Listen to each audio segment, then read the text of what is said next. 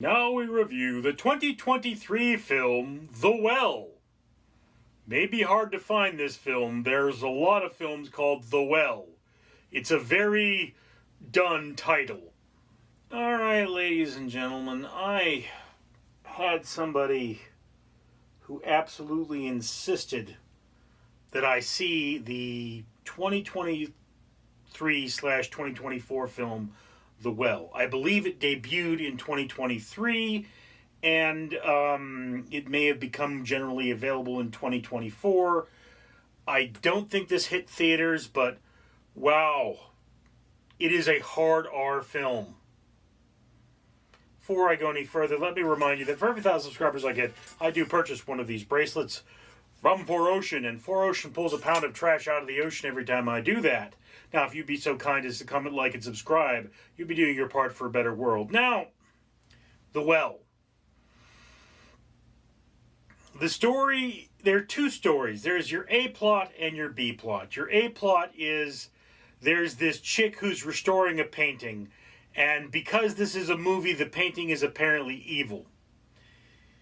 Missed opportunities here because, like, the chick who owns the painting is this hot Italian babe, and I mean, she's an evil witch. Why isn't she running around naked like evil witches run around? I mean, you would think that would be in this story. You see her, they show that, yes, she is indeed a very attractive, more mature woman, and, you know, she has got this painting that is just covered in black soot from a fire. And this other chick, who is, of course, reasonably attractive as well, has got to clean this painting up. Her father is a famous painting restorer, so here is this medieval painting, and she's got to restore it. Excuse me.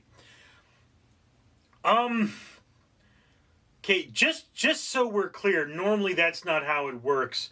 Painting restoration, she's supposed to restore this painting in like 2 weeks. Like, you don't want to rush a painting restoration. It's one of those things, and normally they try to find the original or pictures of the painting to understand what it looked like, so they know what they're restoring, because that's how restoring works. Sometimes paintings need a lot of restoring. Anyway, so that's your A plot, and weird things are happening. Well, your B plot is a group of people who go off in the woods to go screw with the Italian wildlife. They're biologists, and they get kidnapped and put in a torture dungeon and are slowly fed to a deformed thin man, or tall man, who looks oddly similar to the tall man from Pan's Labyrinth. There's a lot of Pan's Labyrinth vibe in here. There's another character. She is a model. She's bald. She has some kind of a condition that makes her like that. And she was in Insidious. Like, at least Insidious The Last Key. She was one of the netherworld creatures, and she's got the hands from the tall man from Pan's Labyrinth.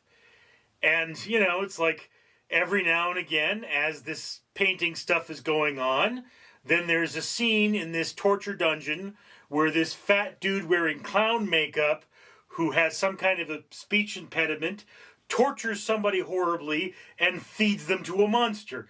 And the gore in this is just top-notch. This is a gory movie. There's a lot of gotcha dream sequences in it, but man, is this gore just, oh, oof.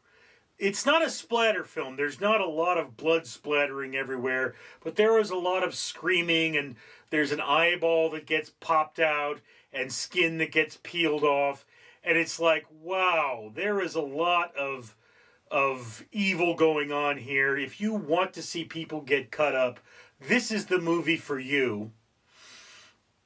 Doesn't make a lot of sense. I mean, it's like, you know, there's one scene where his chick is going up against the big baddie with a mace, and that thing should have really just crushed the heck out of his skull.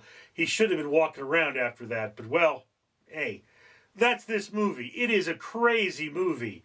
And I will say that, you know, the human characters are kind of bland. There isn't a lot of strength to them. You don't really get to know or care about them that much. I mean, yeah, this movie is a vehicle for gore. It really is. It's a vehicle for gore. It is a vehicle for things getting torn up and people getting hurt and maimed. And that's what this film is. It's very little on plot. It's a done plot. And then even the well, like, yeah, okay, I guess under this house is this well, which is the centerpiece for this sort of torture dungeon thing. And it's like, the big bad guy with a speech impediment, dressed or with clown makeup on, goes and chops you up and then throws you down a well, and you get eaten by the tall man. That's the movie. Very disturbing. Okay, this movie is not for everyone. It is not like a Nightmare on Elm Street, which is, this is classic horror. It's over-the-top gore. It has these underlying messages. That is an incredible movie and is a must-watch. This movie, for the average person, I mean, ask yourself, do you like gore? I have to say, for what is intended, this movie should be high on your watch list. But I have to point out that if you're not a gore hound, if you don't like really gory movies, this movie is probably not going to appeal to you. I mean, look, on the one hand, wow, this is an incredibly gory movie. It fills that niche of being an incredibly gory movie. And I would say that if you're a horror fan, you really got to see this thing. People were right when they told me I had to see this thing. I'm not actually a gore fan. I like all kinds of movies. But if you liked Event Horizon, this is the movie for you. Okay? It's not Event Horizon level, but the gore is similar. It's disturbing in that nature. It's a torture movie. I think the gore is a little more localized in this film, but this is a film for people who liked Event Horizon. For people who are like, hey, Event Horizon is at the top of my, 100 films to see, I wouldn't put it in my 100 films to see, but if it's in your 100 films to see, then yeah, okay, this is probably the film for you, all right? If you're not into gore, if you're not a horror aficionado, if you're not the kind of person that sees that there's a new horror movie in theaters, you don't want to watch this movie because this movie is not going to appeal to you. It is a lot of helicopter. It is a lot of gore for gore's sake. I mean, on the one hand, the acting of the monsters, I would say, is really incredible. This big lumbering clown-faced monster, he's got this speech impediment, and the way they've done his vocals are this... I can't do it, but it's this screeching sound that really is off-putting. And, he sees his victim, and you can tell in certain scenes there's a mind under the monster. There is, at least it used to be, a human being there. What it is now, we really can't be sure on. I mean, it's something that wears pants, as opposed to the tall man monster, which is a far, far more extreme mutant. But you almost want to know what the back's like. Why is this thing wearing clown makeup? It's just so off-putting and well done. So, yeah, look, this movie has its duality to it. You've got the scenes that are a gothic horror that exists strictly inside this mansion, and then you've got the torture dungeon beneath the mansion. They really are two different movies, although they're the same plot, and they bring about each other. And if I were to say that there's a plot hole, I would have to say, in this big building, why is nobody hearing the screaming? Because the screaming seems pretty, extreme.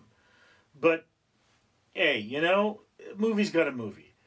So yeah, that there you have it. For horror fans, high on the watch list, excellent film. If you're not a horror fan, this may just be too much for you. I mean, but only you can make that decision. So, really, well done film. The makeup was excellent. The special effects were incredible. One day, this is going to be thought of as one of the strongest horror films of this era. Maybe not the most famous. It may fall under the giallo film category, but it is truly a brutal bizarre and well done film. Anyway, that is just my opinion. I'd love to hear yours. Down in the comments below. I, of course, am Richard. Greetings, humanity. Once again, Fred the Facehugger here, reminding you to comment, like, and subscribe. And of course you should do that because, if you look, I am wearing 2 bracelets. These bracelets are from 4Ocean, a company that pulls a pound of trash out of the ocean every time somebody buys something from them. Well, the owner of this channel has pledged to buy 1 bracelet for every 1,000 subscribers. And it's a very, very dirty ocean that you dirtied.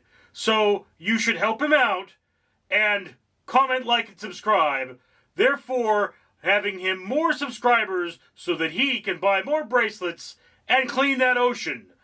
Or, yeah, I could fulfill my life cycle and hug your face. Don't you want a hug? Come over here. I want to give you a hug. I want to give you a hug right now. Yes, come over here, polluting human. Let me give you a hug.